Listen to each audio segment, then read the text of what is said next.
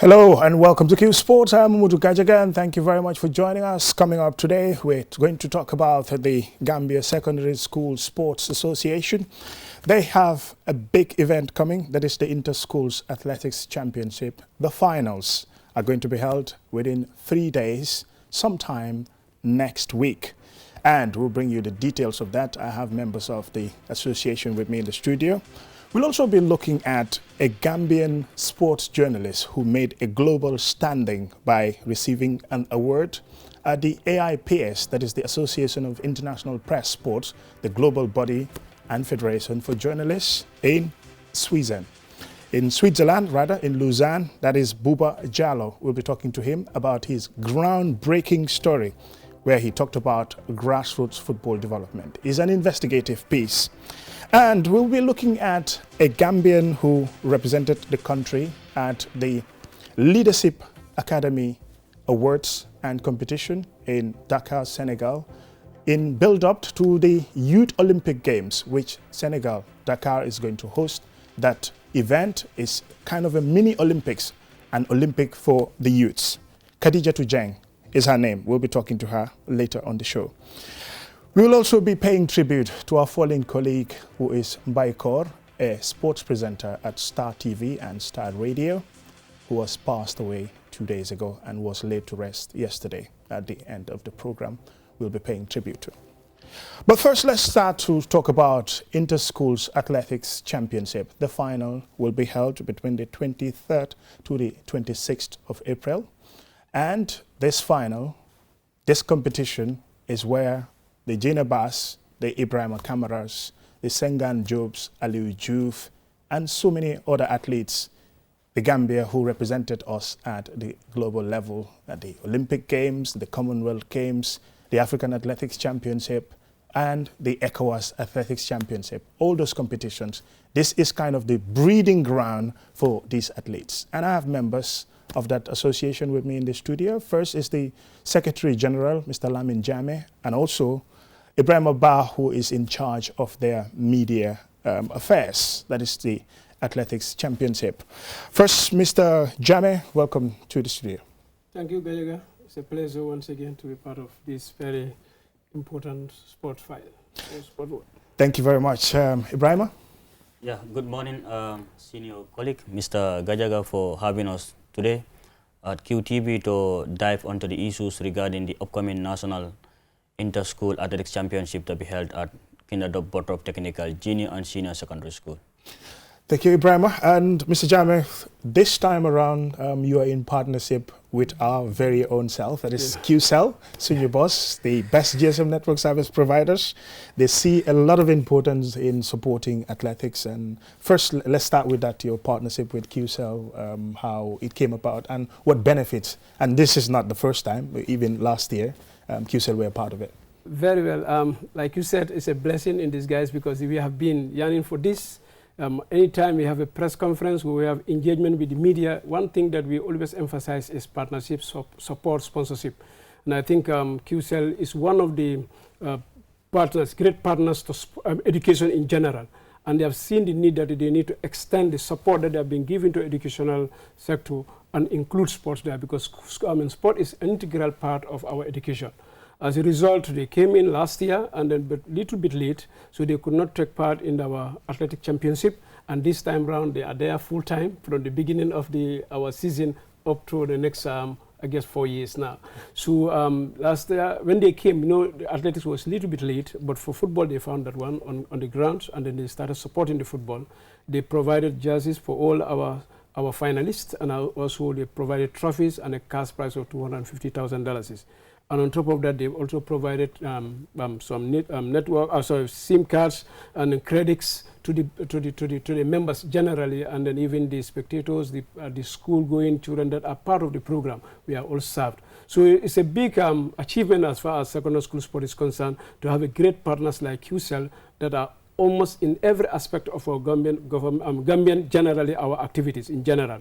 But partnering with schools, I think this is one of the greatest breakthrough that they have made because we are talking about the entire student body in the whole country where they obviously have a lot of passion and interest in, that is sport.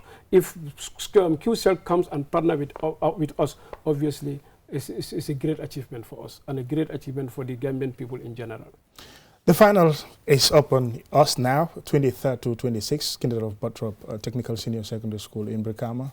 How many schools are we expecting to participate in this final? Yeah, generally, we had, before the finals, we had a very good inter-schools regional hits, across all the length and breadth of the country, about 7 regions, but we targeted 8, but there's a particular region where 2 zones combined together to make it 1. So generally we had 7. It was a very resounding success. About 240 schools took part in the competition. That's a regional hit. But the regional hit is a qualifiers for the national championship. So out of that 240, we are estimating that 130 schools at least will make their mark in the national championship, whether it's going to be 1 qualifier or 30-something qualifier, but we expect 130 schools to be in the final. Well, that's quite a huge number in terms of competition, and eventually the ultimate best would come out. Well, Ibrahima, you've been following Gambian athletics, you've been covering it, and this time, what's your expectation in terms of schools? What is new in terms of difference competition-wise from last year? Is it because of more schools, and is it because it's going to be highly competitive with the new schools that you've seen being part of it this time? Thank you so much, Gajaga, for that wonderful question. This year inter-school will not be an easy inter-school because looking far from history, like last year, where Mahad in the senior category and also having Mansakoli. This time around, if you look at the number of qualifiers from the other regions, if you compare them to the urban areas here, you can see that at least the schools in the provincial Gambia are also coming in that number. Like for example, you look at Farafenni Senior Secondary School, with SL, with that almost 37 qualifiers. Looking at Mahad also with 37 qualifiers. Even looking at LK here with 30 qualifiers. So that shows that this year one could expect the unexpected from the provincial schools. So one will say this year inter-school is going to be another interesting inter-school. It will not be like a child play, because if you are here thinking like everything stop in the combo here, schools in the provinces are now telling you we are also now trying to change the narrative to make sure that what schools in combos are doing will be able to do the same thing when it comes to the national championship. But how close are schools from the provinces in winning the coveted prize? It has all been either schools from the West Coast region, either schools from the Greater Banjul area. Did you see anything like maybe a school, for instance, Farafenni being close, or a school from Basse, Nasir and the other schools? Yeah, for now, Gajaga, if we are to make some projection, like how we normally project when marathons are on their timing or who will come first, looking on top of the table, SL is sitting there comfortable with 38 qualifiers, and if you look at SL has been a household name when it comes to athletics in the country. It's just for the past 2-3 years ago, SL has not been where they used to be. For the past 5 years, SL has been producing top athletes who have represented or who are making names in various institutions. And also, if you look at Farafenni Senior Secondary School, where they also settled down with 37 qualifiers. If you look at Mahad, they have 37 qualifiers. So it means SL have one upper hand ahead of Farafenni and Mahad. So if you look into the other schools where one can say is expected to perform, it could be LK. But looking at Jamisa, Bansang have 36 qualifiers, Jamisa with 35 qualifiers. So this year inter-school is not going to be like, okay, we are just going there to participate, but provincial schools are coming to compete, looking at the number of qualifiers that they have. And I can tell you this, what I saw in Kawur during their regional qualifiers, we have good athletes that can be able to match these athletes in the urban areas here. And even Sibanot, because sometimes people think like provincial schools are always at disadvantage, but I will tell you, right now the provincial schools are ready to match this championship for ahead of the 23rd to the 26th. And schools in Combo should be well prepared to know that the provinces are not leaving any stone unturned for the championship coming ahead. Mr. Jambe, this National Athletic Championship used to be held at the stadium before the renovation started, and it used to be very much lovely, the atmosphere. Yes, this time and many, many years ago, it's been Buttrop, it's been in Farafenni, it's been in Bansang. I remembered covering all of those. Would you have loved to have this final at the stadium. Yeah, we seriously anticipated that this time around we are going to have the finals at the stadium. In fact, when you look at our programs, when we drew the programs, the venue, we said stadium and second option Bottrop. So we are very hopeful because we are in touch with the authorities, and then the hope was very, very high that this time around at least we are going to have it at the stadium, and everybody missed the stadium. It's more standard, the organization is easier and better. But unfortunately, still the place is not fully ready, and then that has definitely given us a bit setback.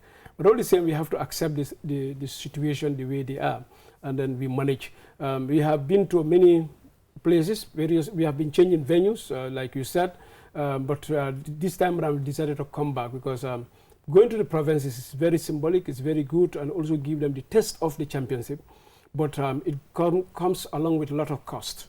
But since we have tested the provinces last year at Basse, we decided this time around we have it in Brikama because of the financial burdens that we incur during that championship. But we would definitely love to have it at the stadium because it's more standard. And then Gambia definitely want to see our athletes running on track, just like international. When you look at our competition, we model it like international competition, the organization aspect. So obviously having the stadium, it will also going to give us the top-notch, to the programs that we have to define of our finals, because people are highly passionate about athletics now. They definitely love it, but having their at least on the track would have been the best.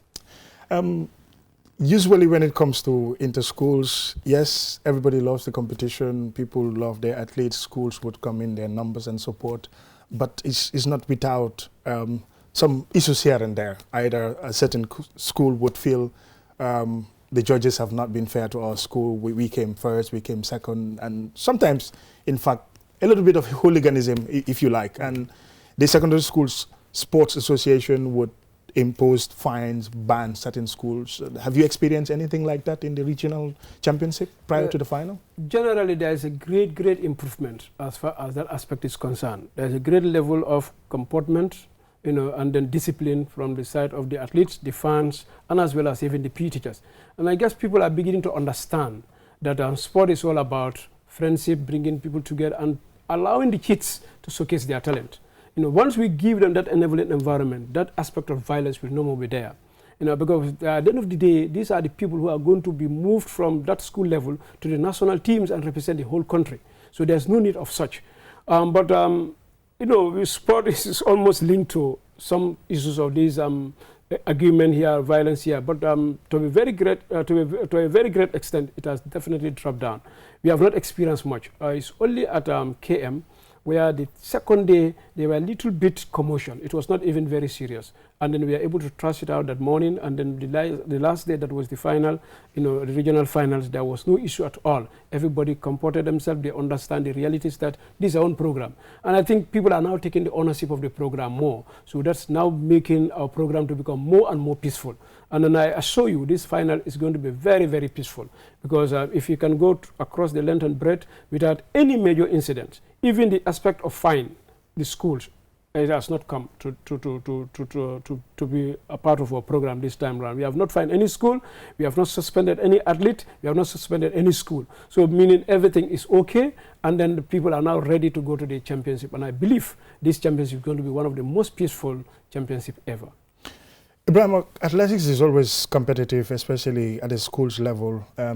I've already introduced to talk about the Gina Bass, the Ibrahima, Cameras, Sengan Jobs, so many athletes who pass through the school system. But the issue of timing is very important, especially when it comes to the sprint events. At these events, at the school level, athletes should be knowing definitely this is my time. Yes, they do the stopwatch, and you yourself being an athletics coach, a coordinator, would do and help these athletes to get their timing, but it's not exact. It's not like the electronic system. How challenging is that in terms of athletes knowing, okay, this is my strength. If I know I adjust a little bit of my speed, my timing would be better. But again, they are going to run on a sandy place.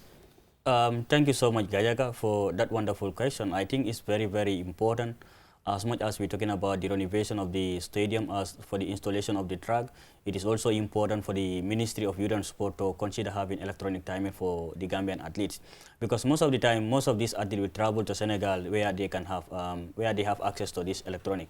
So at the inter-school level, we don't have we are running at the sandy pitch, so all what we use is the hand timing.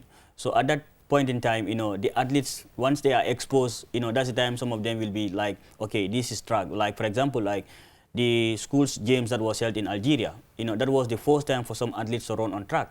And the last meeting that was held in Kaulak. So we definitely see that there is a need for us to have tracks, decentralized tracks for that matter, and also to have what we call electronic timing. That will definitely help this athlete, because with electronic timing, their timings will be considered in the world athletics. Like yesterday, one of our athletes who is a product of secondary school sports competition, Modou Sane, moved from Monroe University to Kansas University. So now Modou is exposed to the wider world, moving from one school to another due to his performance in timing. At that international stage, you are not time on hand timing, but your timing is on electronic. So it's important for the body responsible, that is the ministry through GAA and by extension the Gambian National Olympic Committee, to see how best they will help, because the secondary school sports is definitely doing extremely well, because all these athletes that we are talking about, they are all products of secondary school sport, the likes of Adama Jame, Ibrahima, Gina, and you name them.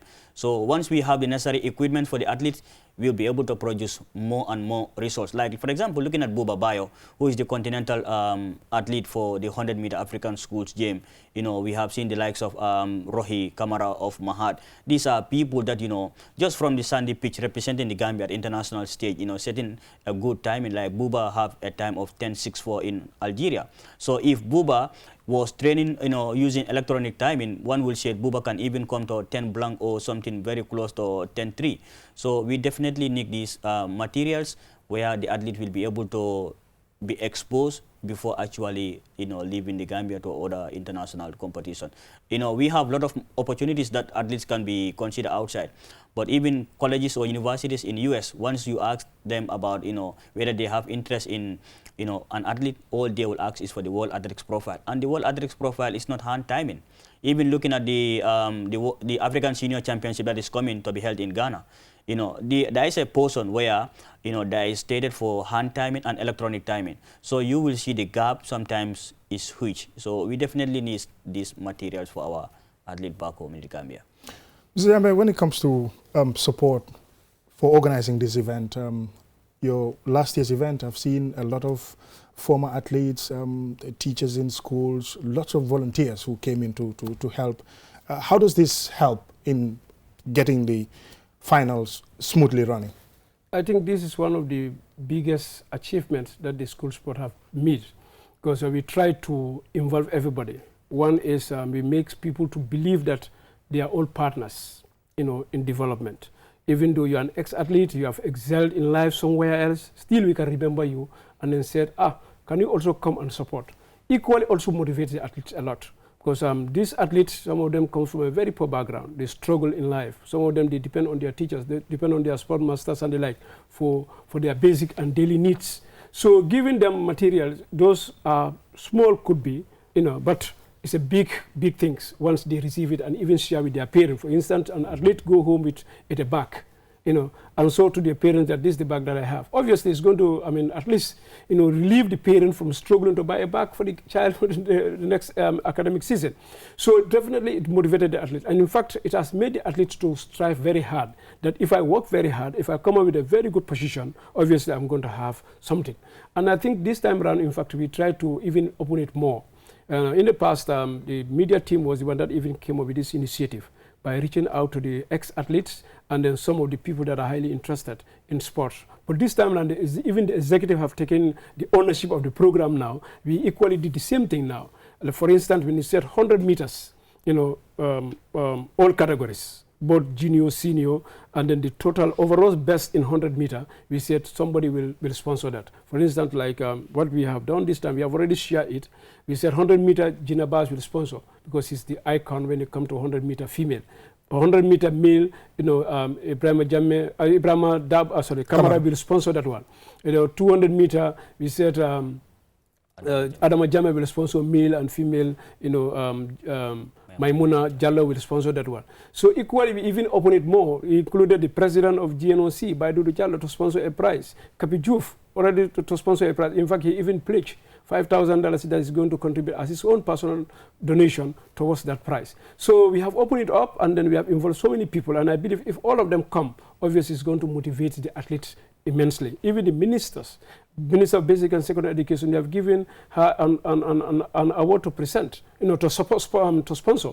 Equally, Bakari Baja, Minister of Youth and Sport. So because one of the reasons why we are doing that is to involve them more, one, and two also is to make the athletes also to feel that all these stakeholders, these high-profile stakeholders, are all coming to see us, watch us running. And at the same time, not only that, but equally we are also going to benefit something from them. The likes of Mariama Conte, an ex-athlete of shot put, she's doing immensely well, by providing so many materials, bags, gift bags, bottles, sports shoes, and the like. She has been guaranteed over the years, almost about 9-10 months, just for this day to come and share to the athletes. So if we have many like her and many others, obviously our athletes will definitely benefit a lot, because material-wise they are not benefiting much. You just come and run and finish, that's the end. So we want to change that dynamics so that when they run, they have something in return. Yeah, wonderful. Ibrahim, when it comes to the African school games, it's been one of a kind in Algeria. Gambian athletes went there, competed in various sporting disciplines. But athletics, for instance, they did very well. What sort of motivation does it give these athletes at the school level? Now is the national championship, because athletes would know if they do well, they could be, one of them could represent the Gambia at the African school games. Yeah, thank you so much, Gajaga, for that question again. I will still give credit to the secondary school sports, because these athletes that represented the Gambia in Algeria were all spotted during the inter-school final that was held in Basse. You imagine 10 athletes were selected to represent Gambia, and more interestingly, it was not only athletes in the urban area, and it went further to check. Let's see athlete in the provincial area who performed very well. This is where Simon Mendy of Bansang came on board as one of the most outstanding athletes in the provincial Gambia to be in the team that represented Gambia in Algeria. And again, when they returned back home, most of them came with medals. More interestingly, Buba Bayo came with gold medal. Some of them come with bronze, some of them came with silver. And from there, some of them even have that opportunity again to represent Gambia at the African Youth Games that was held in Angola. So all the credit goes to secondary school sport, because without competition, these athletes, their talents would not have been seen. But secondary school sport will organize regional qualifiers. From the regional qualifiers to the national championship, and from the national championship, this is where talents are identified. This is where GA will make selection, and GA will contact secondary school sports and tell them, during the last competition, can you give us or can you supply us the fastest athlete in the 100, or who is the best in 1,500 meter, or who is the best, like for example Abdoulaye Sedi. Everybody was hoping that Abdoulaye Sedi would have been in Algeria for the African School Games, but he didn't go for the African School Games, but the African Youth Games in Angola, he traveled there. So at the end of the day, you see these athletes are always happy to represent the country, the Gambia. Like when I was in Bansang some time ago, during there was an athletics event, I saw Simon comfortably walking in that Gambian jersey. So that's another great momentum and a motivation for Simon and for young athletes within the CRR to say, okay, Simon represented the Gambia, and I can equally represent Gambia at international stage. Yes, Mr. Jambi, when it comes to these athletes, the school championship is one avenue where they showcase their talent, but from there, if they get scouted, they represent the country at the national level. But in terms of mentorship and coaching, to have that consistency, because once you compete in the schools and became a first position in the 100 meters, 500 meters, the 800 meters, the 5,000 meters, and the likes, that continuity, are there any plans in terms of athletes development for the future? Yeah, I think this is one of the biggest problems that we are facing when it comes to athletics in the Gambia. Because the schools, we have a well-structured body and well-functional activities, our regional heats, our national championships, and even this time, 2 years back, we come up with a plan to have the inter-regional championship. We pushed that very hard even last year, but unfortunately we could not get a sponsor. That would have been another game changer, because those athletes that have graduated, part of them will be involved in the competition, and alongside those current athletes as well. So it's going to be a big competition and give opportunity to those ones that have graduated. But one of the biggest problem here is the moment the students graduated from high school, they don't have a platform anymore in the country. Yeah. And I think that's where the tax... Because the national championship has even died down now completely. That's where we need to tax GA.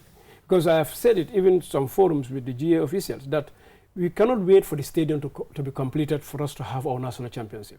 What will happen to these kids? If they graduate athletics, you need to be continuously doing it. The moment you relax, you lose your form. And the moment they lose, they're involved in other things that will eventually take them out from the athletics. So if you want to keep them, doing it throughout, obviously you must organize a series of programs. If that is not there, definitely you are going to kill their spirit. That's why most of the athletes after grade 12, that's the end. That's the end of their career. Either they will struggle to go to police or some of these security institutions only for Mayday. Finish. So that's very discouraging when it comes to that part. That's why most of our athletes that have the opportunity and contacts, they go to Senegal. That's the only place where they can participate. Apart from that, there are no others. So that's why the secondary school sport came up with that initiative of organizing interregional. That's going to involve both the ex-athlete and then the current athlete. That at least will give them another platform apart from school competition. So this time we are hopeful, since we believe that maybe the stadium will be finished by June. This time around we are hopeful, or July. If that is possible, we can still have this inter-regional championship that we call the Summer Games.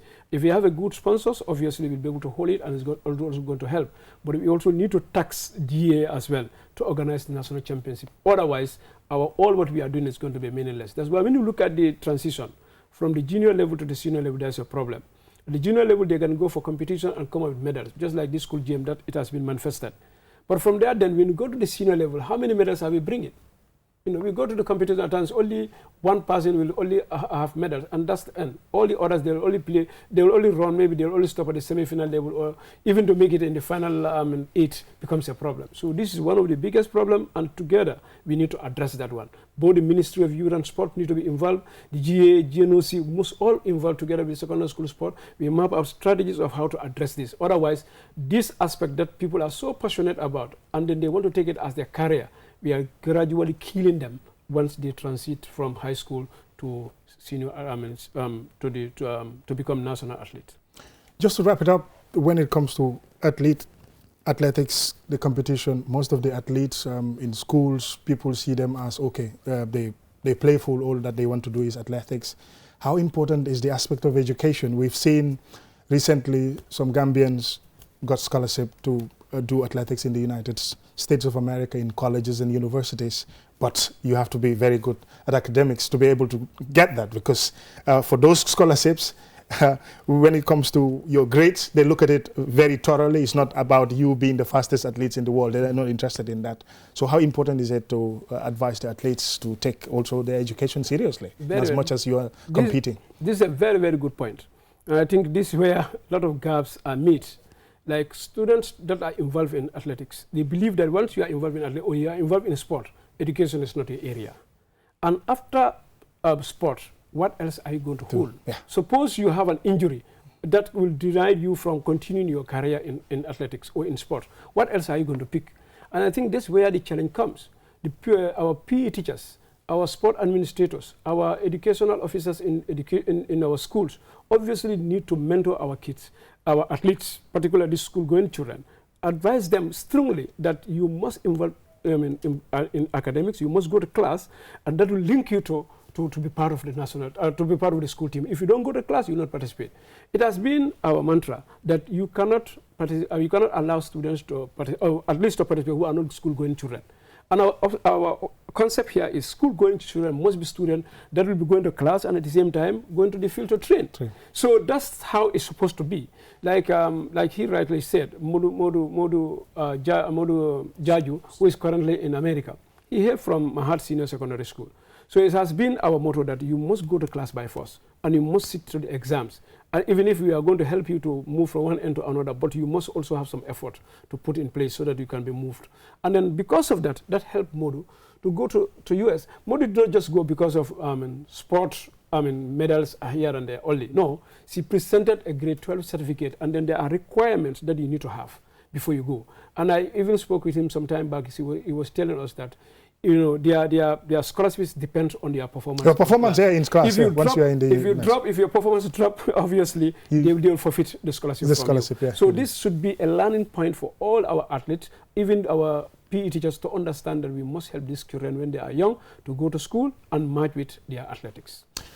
I would have wished us to continue, but unfortunately, this is all that time has given us. Is the National Inter-Schools Athletics Championship Final at the Kinderdorf Bottrop Technical Senior Secondary School in Brikama from the 23rd to the 26th. Be there and enjoy athletics.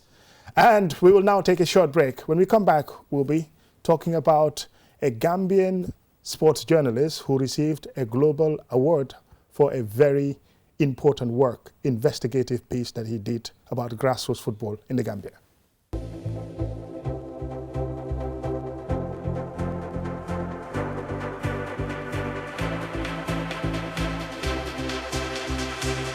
Welcome back and thank you for joining us. This is Q Sports and I am Mamadou Kajaga. Now, let's talk about a Gambian sports journalist who went to Lausanne in Switzerland. He's based in Sweden. His name is Boubacar Diallo, or if you like, he has a nickname famously known as Fala Boy. He wrote an investigative piece, and that investigative piece was about, is AfriScout reviewing or risking Gambians' grassroots football, scandal, conflict, and about FIFA's TPO rules. That is when it comes to grassroots football development. And this was published on the Alcamba Times. He's internationally recognized. In terms of African ranking, he came out second, global ranking 22nd worldwide for that piece that he did. And he was giving this award in Lausanne, Switzerland, sometime last week. And I had an interview with him earlier on. This is his reaction. It's a pleasure to have my colleague, my friend. We've been working in the media for so many years. He's currently based in Sweden, Bouba Diallo, commonly known to many as Fala Boy. He's been a practicing journalist. Sports is his area of expertise, writing sports, reporting about Gambian sports, Gambian players abroad. He's been doing this extensively for quite some time. But of recent, he got a global recognition, not only global recognition, but also in the continent at the AIPS Global Awards. He was there officially to receive an award and also receive that recognition from the president, Gianni Infantino. And what makes it more special was the president of the Sports Journalists Association, Omar Jaju, who represented the Gambia at the Global Congress, was there. And Bouba joins me live at this moment. Bouba, it's a pleasure to have you. And first, congratulations. Thank you so much, Mamadou Gajaga. And good morning or good afternoon to your listeners. It's a pleasure to be back here. How does it feel? This big story about AfriScouts, how they do their scouting and then how they do events. You uncover that story as an investigative piece, which got you to this global stardom. Tell us about that story. What makes you work on that story? Actually, I wasn't thinking that it will take me this far.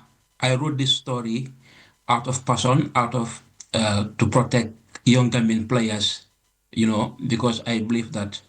And a big credit to AfriScout, the CEO, he's a young man. We are older than him. I think he's in his 30s, mid-30s, but very innovative, trying to test the waters across West Africa, Gambia, Senegal, and some part of Nigeria, so kudos to him and his entire team. They are doing a wonderful job. I decided to write it because I never get the answers I was looking for. And the Federation were on record, Kababajo, praising this landmark deal when AfriScout came to the Gambia to organize a league tournament that was in January 2025. So the youth league played for some couple of months. Team Rhino and Fortune went all the way to the final, but the final was never played. Contracts were sent to clubs or academies, but they never signed. So it opens a question why they didn't sign the contracts and who is responsible. So it became that big investigation. where I have to go to the federation to check out what was said, what was agreed. Is the government giving enough money to promote grassroots football from the government side? What are the views? What are they saying? The academies, the players, you know. So in all between these things, Yaya Mane also strike a deal with AfriScout in between. Whilst there is a pending final between Fortune and Team Rhino, their youth team, Yaya Mane strike a deal with AfriScout, a 2 years deal, where AfriScout pumps $700,000 to support to sponsor the under 17, the national under 17. After KM West Coast have already did the qualifiers, so they have selected some teams. Banjul, of course, they didn't have any ground to play, so Banjul they just brought 3 teams. So there was a lot of logistics. Academies were paying to come. Academies were paying for their videos. You understand? It was incredible work, but do we need the coach of the under 17 in his position, in his capacity, to initiate these actions, to collect money? You understand? Because there's a gap, or there's a position that you can man.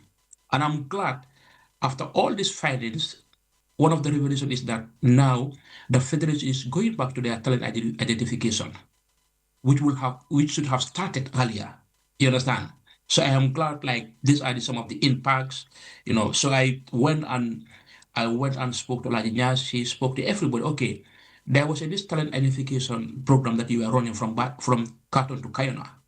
It could have been more useful than this AfriScout, because I always ask my question: if we don't have money, if me and you we are working and we don't have money, what can we create? What impact can we do in the society? It's not about money, because AfriScout brought in 700,000, and the final match that played in that competition was dated back in July 2025, and still now the celebration, the trophy will be handed tomorrow, Saturday, like the 18th of April, since July.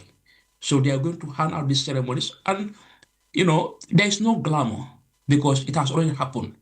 And this players, they deserve their medals. They deserve, like they deserve to be featured in QTV or in Qsports. Their mothers and fathers, the villages that they hail from, they will be very proud to see that my son is the winner of this under 17. But all those things didn't happen. So I think that it was fishy, and it didn't go in line with the FIFA regulation managing underage players, or trying to get a chunk of a bigger percentage, like 55% was going to AfriScout. If I told that they scouted your player, they scouted your son, he's one of the top players there. So when they sell him, they are the one to do the negotiations, they went to accept the contract.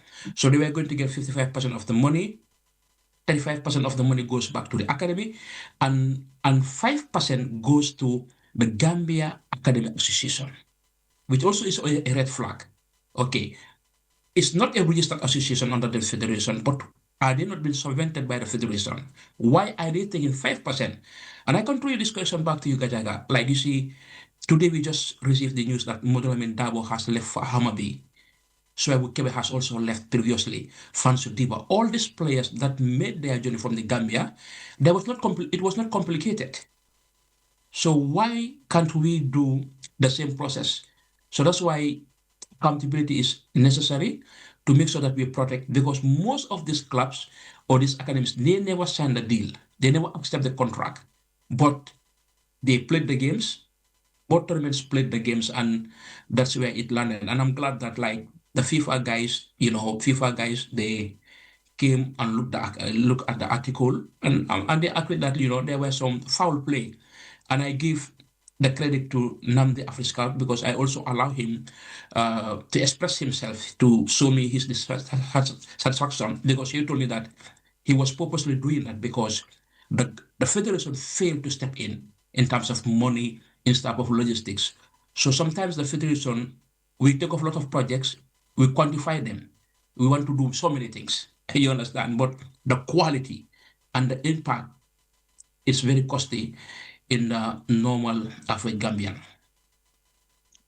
So when you look at the overall picture of this story that you've unearthed, it's basically your passion was to protect young players, minors, These are players who can't sign contracts on their own. In fact, they have to get representatives. If everything has to go transparently, it has to go through a system. But there's a breakdown in that system. And you highlighted some of those things, because the issue of contracts, the issue of why an under 17 coach, who's supposed to be the under 17 coach of the under 17 national team, get into a deal where money is paid. Because, for example, if he is to be part of the league to coordinate it, but not to be in a position where he will receive money on behalf of the association or anything like that. So all those things are very, very big red flags. When it comes to the story aspect, I've also seen that you did justice to both parties. You spoke to the federation. You also spoke to the organizers themselves at AfriScout. You also try to get other people, their perspective in the story. Tell us about how were you able to do this? Because usually some of these things, if they realize that this is going to be like kind of a big bang once the story is out there, they try to avoid you, or basically they don't want to give their side of the story or try to do a cover-up. Yes, I cannot remember how much I spent on the story. I think I paid some money. I paid some money, but in return, I also get paid. One organization, a crime investigation story site. I showed them the article, and they were impressed. Then they paid me $1,500. I think it was like $46,000 closely. Maybe I spent $20,000, but I got $26,000. But that was also not the main purpose of writing the article. And I think that when I read the federation, I knew they were not going to respond. But I deliberately sent them the email. you know, it took a lot of time before Babukar Kamara came to agree to talk to me, and he was very hostile. They knew about the story, but they didn't knew the impact it would have created and when it was going to release. They never knew that. So I was trying to gather, because in total it took me like 6 months to write the article to publish it, because I'm never in a haste. But every day I was writing, I was paying, even when they said that, okay, the kids have to pay to get access to their videos, because AfriScout uploaded these videos on their websites. Scouts and agents from Belgium, England, they can subscribe as amount of fee, and they can check, okay, Mamadou Gajaga is born this age and this is his position. In this, these are the games that he did he did very well, extremely well. And we were able to get that data. And I also have a problem in selling Mamadou Gajaga's data to the outside world without their consent, because he is still a minor. So it took me a lot of time. Lamin Jase, he never replied to my email. Bakari Jammeh never replied to my email. So I felt that they withdrew themselves and gave me junior staffs. But those junior staff, they could not operate without the blessings. Unfortunately, Ibrahim Suare now is the contact person of AfriScout. They are still in the Gambia, but they are working remotely. So most of these people, they never try to answer me, but I was I was confident that I will have an outcome, because I wanted to give them the benefit of the doubt. That's why I reached out to them. And when it came to the ministry, because I wanted to know like the money, the amount of money the government through the ministry is giving the federation, should that not be enough for the federation to focus on their grassroots? Because they always telling me that, we always, there is always a deficit of plans. The money is never enough. So I wanted to get the perspective of the ministry, and the Minister of Sport, Youth and Sport. It took me 3 months to get their reply. And when I got their reply, they just sent me a 1A4 paper. And that was even like, I don't know, maybe less than 300 words that they try to write. And because I tell them that I want to see the budget, the money, every year. I want to see like maybe 5 years, dated back from 5 years. I want to see everything that you are studying, so that I can justify if you have spent enough on the federation, so that they could, because there has been accusation like we are receiving less, but this part that you say that no, we are giving more. Why are they complaining that we are receiving? I wanted to compare those balances, and for the minister, it took me like 3 months. I used to call this person travel, that person travel, but I told them that plainly, I don't want to carry this story without getting your own side of the story. So it's important to speak to me. There were times I called the ministry on direct phone.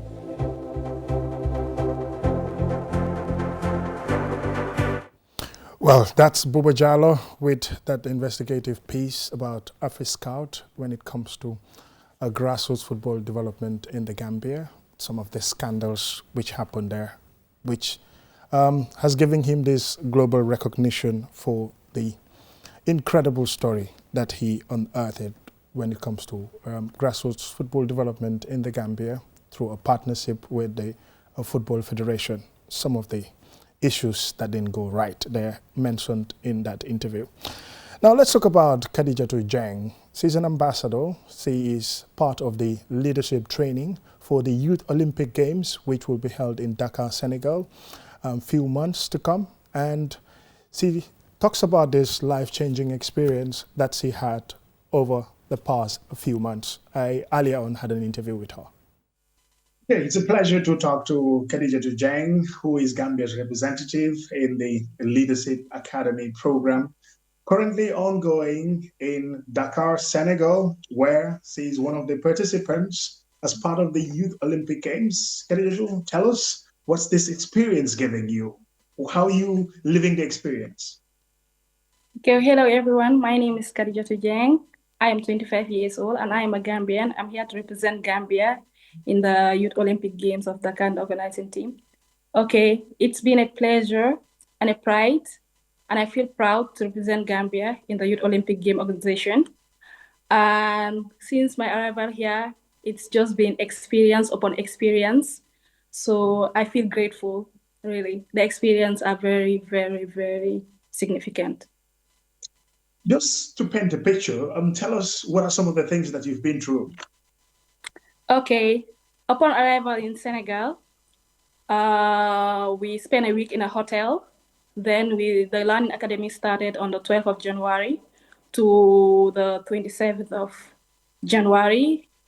And the Learning Academy was all about the International Olympic Committee teaching us about how to organize games, sport management, and the multiple functional areas that are related to the sport. Like Olympics, we all heard about Olympics, but we don't know what's behind the Olympic Games. It's a long process, and they teach us like how things are going. And for now, we are into our different FAs, functional areas, as coordinators, assistant coordinators. Okay, that's brilliant. So right now, you've gained a lot of experience when it comes to management, when it comes to organization, coordinating sporting events. One can rely on Khadijatu. Yeah, for sure, we can say that, because after the training, Learning Academy training, we proceed to the main office. That is the KIRAYO, we call it KIRAYO. And from there, all of us were like placed in different functional areas. And my functional area was OXF, that is on-site fun experience. And our roles are like sport engagement and sport education, and the play program. And I'm honored and proud to be part of the play program of the sport, because like the play program is about kids that are not participating in the competition, like schools, children, and other kids that come to the game to watch. So we have a special place where they will do the actual sport competition, but in a fun way and in an educative way. So I'm proud to be part of that functional area. Oh, that's fantastic. So you're looking forward to the Youth Olympic Games in Dakar, of course, which is going to come in the latter part of this year. What are you looking forward to? Can you repeat the question? Yeah, I mean, the Youth Olympic Games, of course, it's getting very close. Yeah. It's going to be hosted in Dakar, Senegal. You being trained now, and you know how this event goes all about, and you'll be part of it. Tell us what's going to be your role. Okay, my role is going to be very important, because at the end of the day, they will give us each sites that we will coordinate. So it is a very important role, and I'm seeing through towards it during the games time, because games times will start from September to October till November. But for now, we are in a work that we are educating school children on about Olympics, about the Youth Olympic Game in Dakar, and different sports that will like take place in the competition and the engagement sports. These are 10 other sports that are not part of the competition sports, but we try to educate kids and school children how those engagement sports will go through.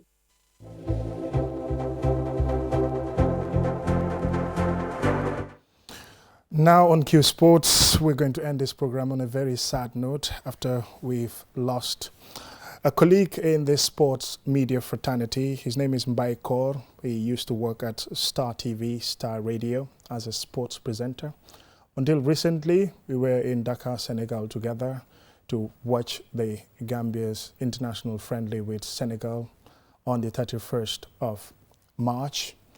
And just a few days ago, he went to cover a very important national program, and from there, on Thursday, he felt very not normal and then decided to go to hospital, Sarap Hospital, but later pronounced death. And he was buried yesterday at his home village in the North Bank region. We say our condolences to his family, his friends, and everyone who loves what he was doing as a sports journalist. We will miss you, Mbai Kaur, and rest in peace. Thank you very much. That's it for Q Sports at this moment. Until next week, keep on sporting and bye for now.